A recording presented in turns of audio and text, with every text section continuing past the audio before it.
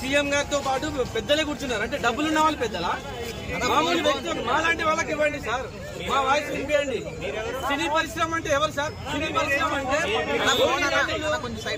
50 నుంచి 100 కోట్లు 150 కోట్లు తీసుకున్న వాళ్ళు మాత్రమే అక్కడ సినీ పరిశ్రమ అన్నా సార్.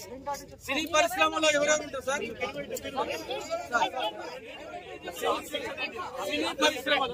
సినీ పరిశ్రమ ఎవరు సార్?